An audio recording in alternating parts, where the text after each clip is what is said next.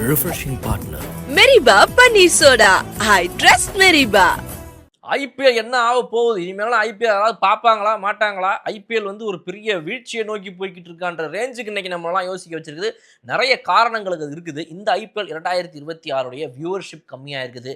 இதுலேருந்து லாஸ் பார்த்த சில டீம்ஸ் இருக்கிறாங்க. நிறைய விஷயங்கள் நடந்திருக்குது. ஆக்ஷன்லேருந்து இந்த டோர்னமெண்ட் முடிய போகிற ஸ்டேஜில் இருக்கிறது இப்போ வரைக்கும் என்னென்ன அப்படின்றது தெளிவாக பார்ப்போம். பாய்ஸ் அண்ட் கேர்ள்ஸ் நம்ம ஐடியா பிடிச்சி ஹாய் ஃப்ரம் பாலா. ஐபிஎல் 2026 நம்மளை பொறுத்த வரைக்கும் சென்னை ஒழுங்காக விளையாடலை, தோனி இல்லை, அதனால் நம்ம யாரும் ஜாஸ்தியாக பார்க்கலாம் இப்படின்னு நினச்சிட்டு இருக்கிறோம். ஆனால் அதை தாண்டின்னு நிறைய விஷயங்கள் உள்ளே இருக்குது. ஐபிஎல்லுடைய இந்த வியூவர்ஷிப் கம்மியானதுக்கோ இல்லை இந்த லாஸ் ஆனதுக்கோ நிறைய ரீசன்ஸ்கள் இருக்குது. நம்ம ஒன்று ஒன்றா பார்க்கலாம். முதல் காரணம் என்ன அப்படின்னா, டூ மச் ஆஃப் கிரிக்கெட் ஆகிடுச்சோ அப்படின்ற எண்ணத்தை சில பேர் இப்போ எடுத்து வைக்க ஆரம்பிக்கிறாங்க. ஒவ்வொருத்தங்களா பேசுகிறாங்க, ஒருவேளை அதிகமாக பார்க்குறாங்களோ கிரிக்கெட்டு அப்படின்னா நீங்கள் அதிகமாக காட்டுறீங்க பாஸ் அப்படின்ற மாதிரி இருக்குது. ஏன்னா 12 மாதமும் இப்போ வந்து பார்த்தீங்கன்னா கிரிக்கெட் இந்தியா ஏதாவது ஒரு டோர்னமெண்ட் விளையாடிட்டே இருக்கும். இப்போ பார்த்தீங்கன்னா வந்து வருஷம் ஒரு ஐசிசி டோர்னமெண்ட்டு, இது பத்தாவதுக்கு பார்த்தீங்கன்னா நம்மளுடைய ஐபிஎல், இதுக்கு மேற்கொண்டு வேற மற்ற டோர்னமெண்ட்கள் மற்ற ஊர்களில் நடக்குது. So too much of cricket அப்படிங்கிறது வந்து இங்கே ஒரு பிரச்சனையா? அதனால் மக்களுக்கு இந்த ஐபிஎல் வந்து பெருசாக போர் அடிச்சு போச்சா அப்படின்ற ஒரு கேள்வி இது ஒன்று. ரெண்டாவது கேள்வி பார்த்தீங்க அப்படின்னா, அதர் கண்ட்ரீஸ் நடக்கக்கூடிய இந்த ஃப்ரான்ச்சைசி கிரிக்கெட், சரி நம்ம ஊரில் தான்ப்பா இப்படி, அப்போ மற்ற ஊருடைய கிரிக்கெட்டில் இருக்குது அது என்ன பாதிப்பு அப்படின்னு பார்த்தீங்கன்னா, அந்த ஊரில் இருக்கிறவங்களாம் இப்போ ஐபிஎல்லை ரொம்ப வந்து ஆர்வமாக பார்த்துட்டு இருப்பாங்க. இப்போ நமக்கு தெரிஞ்ச ஃப்ரெண்ட்ஸ் சர்க்கிள்லையே ஆஸ்திரேலியா அமெரிக்காவில் இருக்கிறவங்களாம் எஸ் ஐ எம் வாட்சிங் ஐபிஎல் அப்படிம்பாங்க. இப்போ பார்த்தீங்கன்னா அவங்களுக்கு ஐபிஎலுக்கு நிகராக அவங்களுடைய நாடுகளில் அந்தந்த லீக் வர ஆரம்பிச்சிருச்சு. யூஎஸில் எம்எல்சி வந்திருக்குது. அப்புறம் இந்த பக்கம் பார்த்தீங்க அப்படின்னா வந்துட்டு நம்ம சவுத் ஆஃப்ரிக்காவில் வந்துட்டு அவங்க ஒரு லீக் ஆரம்பித்தாங்க SA20. இது எல்லாத்துலேயும் நம்முடைய ஐபிஎல் டீம்ஸ் வேறு போயிட்டு அவங்களோட ஃப்ரான்ச்சைசி அங்கே வந்து ஓப்பன் பண்ணிட்டாங்க ஒரு கடையை போட்டு. ஸோ இந்த இந்த இந்த இந்த ஈக்கோ சிஸ்டம் அப்படின்றது மற்ற நாடுகளுக்கும் அந்த ஃபேன்ஸ்க்கு ஓகேவாக இருக்கலாம். பட் அவங்க யாருமே ஐபிஎல்லை பார்க்குறத கம்மி பண்ணுறதுக்கு ஒரு காரணமாக இருக்குமோ அப்படின்னு சில பேர் யோசிக்க ஆரம்பிக்கிறாங்க. இது ரெண்டாவது. மூணாவது காரணம் பார்த்தீங்க அப்படின்னா, ஃபேண்டம் யாருக்கு அதிகமாக இங்கே இருக்குது? தோனி, ரோஹித், கோலி.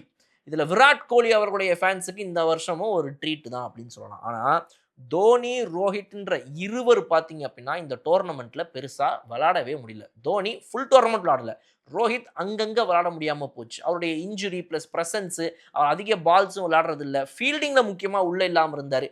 இந்த பிரச்சனைகள்லாம் பார்க்கும்போது அந்த எம்ஐயோடைய இது ஹார்திக் பாண்டியா வந்தது நிறைய பேருக்கு முன்னாடி பிடிக்காம இருந்துச்சு. போன வருஷம் ஓகேவா இருந்துச்சு, இந்த வருஷம் திரும்பவும் ஆரம்பிக்குது. ஸோ இந்த பிரச்சனைகள்லாம் வச்சு பார்க்கும்போது இந்த மும்பை இந்தியன்ஸ் அண்ட் இவங்களோட சிஎஸ்கே ஃபேன்ஸுக்கு தோனி, ரோஹித் இல்லாதது ஒரு மிகப்பெரிய அந்த டாப் 3 பிளேயர்ஸ் ஆஃப் ஐபிஎல்ல 2 பேர் இந்த சீசன்லேயே இல்லை அதிகமாக அப்படிங்கும்போது ஒரு பிரச்சனையும் கிரியேட் பண்ணுது வியூவர்ஷிப்ல. அடுத்தது சிஎஸ்கே எம்ஐன்ற இந்த 2 மிக முக்கியமான ஜாம்பவான்கள் எல் கிளாசிக்கோமானுங்க, என்னென்னமோ மானுங்க. இன்னைக்கு சிஎஸ்கே எம்ஐக்கான அந்த ஒரு டென்ஷனே பெரிய லெவல்ல இல்ல. தோனி, ரோஹித் இல்லாம என்னடா பெரிய சிஎஸ்கே எம்ஐன்ற ரேஞ்சுக்கு இன்னைக்கு ஆயிடுச்சு. ருத்ராஜ் வர்சஸ் ஹார்திகா, இதெல்லாம் ஒரு போட்டியா, போடா ஜோக் காட்டிக்கிட்டு அப்படின்ற மாதிரி ஆகிட்டாங்க. ஸோ அந்த சிஎஸ்கே எம்ஐ எல் கிளாசிக்கோ அந்த செனாரியோ, அந்த ஒரு ரைவல்ரி பெருசாக இப்போ பூம் ஆக மாட்டேங்குது. 2 டீம்ஸும் வந்து பாட்டம் ஆஃப் த டேபிளில் 8-10ன்னு உட்காந்துக்கிட்டு இருக்குது. இதெல்லாம் இருந்தால் என்ன பண்ண முடியும்? இது ஒரு பிரச்சனையுமே இருக்குது. ஸோ இதெல்லாம் தாண்டி நீங்கள் அடுத்து ஒன்று பார்த்தீங்க அப்படின்னா, மிக முக்கியமானது கடைசி காரணம், இந்த பெட்டிங் ஆப்ஸ் வந்துட்டு க்ளோஸ் பண்ணி விட்டுருக்குது. பெட்டிங் ஆப்ஸ் மூலமாக இருக்கிற பிரச்சனைகள் காரணமாக வந்துட்டு கவர்மெண்ட் பேன் பண்ணி வந்துச்சு. இனிமேல் வந்துட்டு இந்த விளையாட்டில் ஸ்கில்ஸ் பேஸ் பண்ணி, இது பேஸ் பண்ணி, அதை பேஸ் பண்ணின்னு சொல்லிட்டு இந்த பணத்தை கட்டி மேட்சை விளையாடுற இந்த வேலையெல்லாம் வேண்டாம் அப்படின்னு பெட் பண்ணிச்சு. அதை ஸ்டாப் பண்ணனால கூட இந்த பிரச்சனை இருக்குமோன்னு ஒரு தரப்புல இருந்து சொல்கிறாங்க. ஏன்னா இப்போ நிறைய பேர் ஐபிஎல்லே பார்க்குறாங்களோ இல்லையோ, ரொம்ப இன்ட்ரெஸ்டிங்காக இந்த 7 மணிக்கு டாஸ் போடுறதுக்கு முன்னாடி இதுலேருந்து காசு சம்பாதிக்கலான்ற ஒரு ஆசையில் அதை உட்காந்து இந்த பணத்தை போட்டு இந்த ட்ரீம் 11 அது இதுன்னெலாம் ரெடி பண்ணி வச்சுட்டு அப்புறம் இந்த மேட்சை பார்த்துட்டு அதுக்கேற்ற மாதிரி ஒரு ஆர்வத்தை கிரியேட் பண்ணிச்சு. அதை நீங்கள் கட் பண்ணனாலையுமே கூட வந்துட்டு ஒரு பிரச்சனை இருக்கலாம். அதுக்கான ஆடியன்ஸ்னாலையும் கூட குறைஞ்சிருந்துருக்கும். ஸோ இதோட வணிகமே பிஸ்னஸே டோட்டலாக வேற மாதிரி அப்படின்றதும் சொல்லப்படுது. ஸோ இவ்வளோ லாஸ்லாம் இதுக்கெல்லாம் காரணமாக இருக்கலாம். பட் ஆனால் இந்த எல்லா காரணமுமே இல்லாமல் வேற ஏதோ ஒரு காரணம் இருந்திருக்குது இந்த லாஸுக்கு. என்ன அப்படின்னா, ஆக்ஷனில் வாங்கின சில வீரர்கள் அவங்களுடைய ப்ரைஸ் வேல்யூ எவ்வளோ போட்டு வாங்கியிருக்காங்களோ அதுக்கு ரிட்டர்ன்ஸ், அதாவது வந்து நீங்கள் ஒரு பொருள் வாங்குறீங்க, இந்த பொருள்லேருந்து நமக்கு பதிலுக்கு என்ன கிடைக்குதுன்றது அந்த மாதிரி தான் இந்த பிளேயர்ஸ்லாம் சேர்த்து நான் வந்து ஒரு 30 கோடி ரூபாய்க்கு வாங்கியிருக்கிறேன். ஆனால் இந்த ஃப்ரான்ச்சைசியில் இந்த பிளேயர்ஸ் எல்லாம் ஒன்றா சேர்ந்து இந்த சீசனில் விளாடின அவங்களால வந்த அமௌண்ட் எவ்வளோன்னு நீங்கள் பார்த்தீங்க அப்படின்னா டெஃபிசிட் மைனஸ் இவ்வளோ ஆயிருக்குது. 30 கோடி ரூபாய்க்கு வாங்கணும். ஆனால் இந்த 3 பேரை சேர்த்து வச்சு எங்களுக்கு நாங்கள் பார்த்த காசு இந்த சீசனில் இந்த 74 மேட்சஸில் வெறும் 15 கோடி ரூபா தான். ஸோ 15 கோடி எங்களுக்கு டெஃபிசிட்டு, 15 கோடி லாஸ் அப்படிங்கிறத அந்த சில ஃப்ரான்ச்சைசி சொல்கிறாங்க. அதில் முக்கியமாக பார்த்தீங்க அப்படின்னா வந்து 24ஆம் தேதி ரிலீஸ் ஆச்சுன்னு நினைக்கிறேன். மும்பை இந்தியன்ஸ் இந்த சீசனில் 21 கோடி ரூபா லாஸ் பார்த்ததாக வந்துட்டு செய்திகள் வந்துச்சு. இதே வந்து ஆர்சிபி அப்புறம் நம்மளுடைய சிஎஸ்கே இவங்கெல்லாம் பார்த்தீங்கன்னா வந்து ப்ராஃபிட்டபுளாக இருக்கிற மாதிரி காட்டுது. ஏன்னா நாங்கள் எவ்வளோ அமௌண்ட்டுக்கு இந்த பிளேயர்ஸ் வாங்கணும், அவங்க என்ன விளையாடிருக்காங்க, எங்கள் ஹையாக நாங்கள் வாங்கின பிளேயர்ஸ் என்ன பெர்ஃபார்ம் பண்ணியிருக்காங்க, நாங்கள் கம்மியாக போட்டு வாங்கின பிளேயர்ஸ் என்ன பெர்ஃபார்ம் பண்ணியிருக்காங்க, அவங்க மூலமாக என்ன ரிட்டர்ன்ஸ், இதெல்லாம் ஆவரேஜ் கால்குலேஷன் பண்ணி பார்க்கும்போது மும்பை இந்த இடத்துல ஒரு லாஸை பார்க்குது.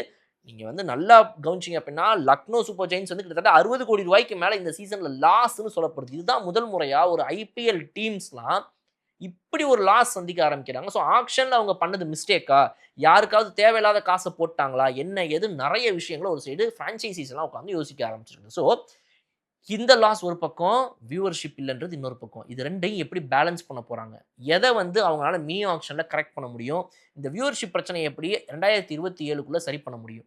இதுக்கு மத்தியில் தான் இன்னொரு செய்தி வந்துச்சு. 2028 ஐபிஎல்லை பொறுத்த வரைக்கும் இந்த செப்டம்பர், அக்டோபர், நவம்பர் அந்த விண்டோக்கு மாற்றுறதுக்கு பிளான் பண்ணுறாங்க அப்படின்னு.